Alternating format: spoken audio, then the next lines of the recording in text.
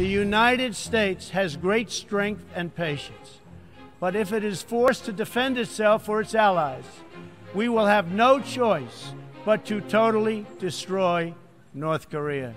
U.S. President Donald Trump threatened to annihilate a country in his first speech at the UN. Rocket Man is on a suicide mission for himself and for his regime. Iran called his speech ugly and ignorant. Israel praised it. From Yasser Arafat's guns and olive branches speech to Benjamin Netanyahu's drawing of red line. A red line should be drawn right here. Drama and rhetoric like Trump's at the annual UN General Assembly often steal the spotlight from humanitarian crises and raging conflicts.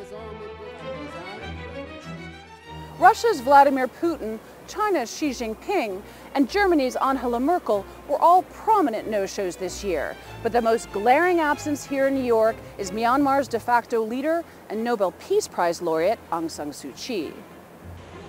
A recent exodus of more than 400,000 Rohingya Muslims from Myanmar, according to a top UN official, is a textbook example of ethnic cleansing. Suu Kyi gave a public address from Myanmar's capital instead of New York. She defended her country and said she has no idea why the Rohingya are fleeing. We want to find out why this exodus is happening. In his General Assembly speech, Turkish President Recep Tayyip Erdogan called for international intervention in Myanmar to avoid a dark stain on humanity. Şayet Myanmar'da yaşanan bu trajedinin önüne geçilmezse, insanlık tarihi yeni bir kara lekenin utancıyla baş başa kalacaktır. Human Rights Watch and other groups are calling for the UN Security Council to take action.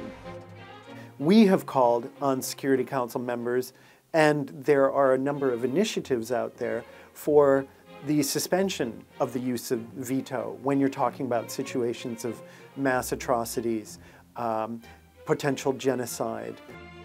But Louis Charbonneau, the UN director at Human Rights Watch, acknowledged that veto powers held by its 5 permanent members make it difficult for the UN Security Council to do anything. On the big issues right now, the issues like Myanmar, Syria, Yemen, they're handicapped, they're crippled, they're really not able to do much.